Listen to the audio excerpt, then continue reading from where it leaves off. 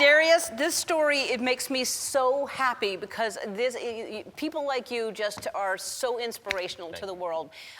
First of all, and you're an amazing piano player. Thank you. So you were born with 3 fingers on one hand, 1 on the other, had to get your legs amputated pretty much right away, right? Yes, ma'am. And do the doctors know why? The doctors don't know why exactly I was born the way I am, but my mom over the years put together like this little plot. So like, okay, so like my mom, she's a nurse, and she was crushing down a medication, like breaking it up for a patient because he couldn't like take pills whole. So I don't know what she put it in, but this pill was actually known for causing birth defects. And my mom did not know that she was pregnant with me at the time. So, you know, she was using it, she was crushing it up only not for him, but for a couple more other patients too. So that's when she was exposed to it. So that's how she kind of figured that's why. Man, oh man, because she didn't know that she was pregnant at the time. Right, yeah. Wow. So you grow up, this is the way you grow up. And I know the story, but like there's no difference to you. Like if someone says, would you rather have 10 fingers and you know, 2 legs and you say no? Honestly, my answer to that is no. To me, I feel like if I had all 10 fingers and both legs, I would look weird personally to myself.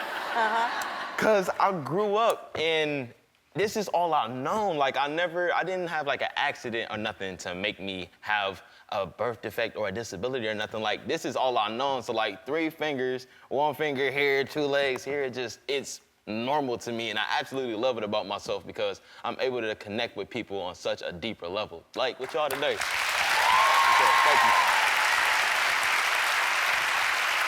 I know.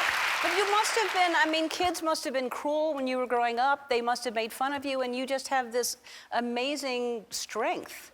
I mean, you know, you get a couple little knuckleheads out there, you know what I'm saying? You get a couple little knuckleheads, but honestly, me and my friends joke about it all the time, man. Like, we joke about it because I'm not the person to be down about nothing. I look for positivity in every single situation that it is. So, like, some people look at this as a negative, but I'm proving to everybody, even tonight, that it's a positive. Yes, you are. Yes, you are. All right, so... And there are some kids that are just born and they just are drawn to something that you know, I have a lot of kids on the show that just like grow up loving science and planets. But like piano was not your first passion. You loved football.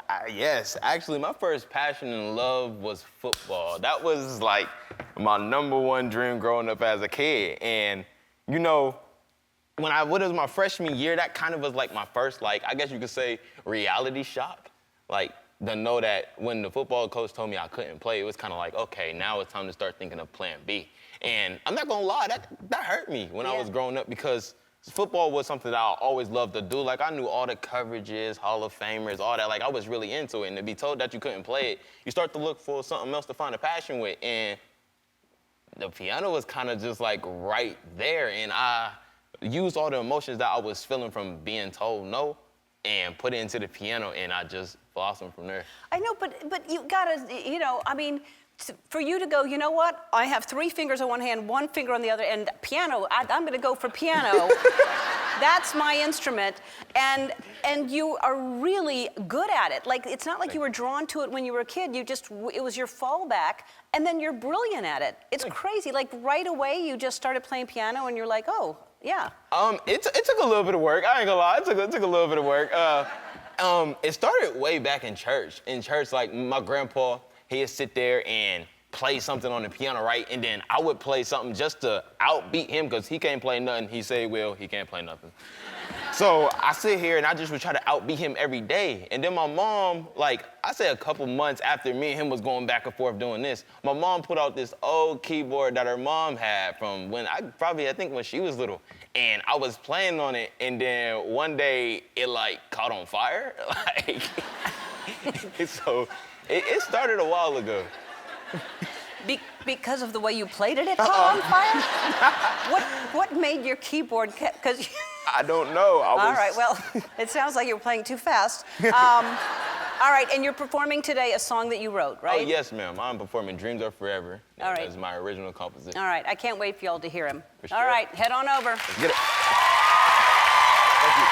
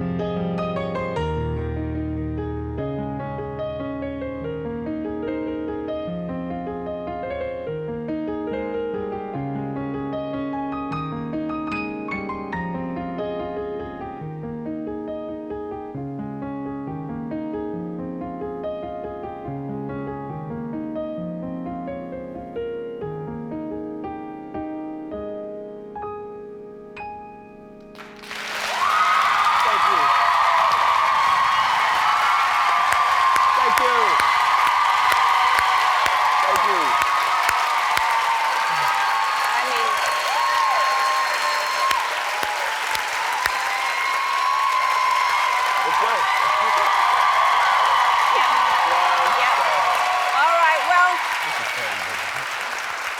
he's incredible. I think you're incredible. I know your family could use a little financial help. My friends at Shutterfly are inspired by what you're doing. They want to give you a check for $20,000.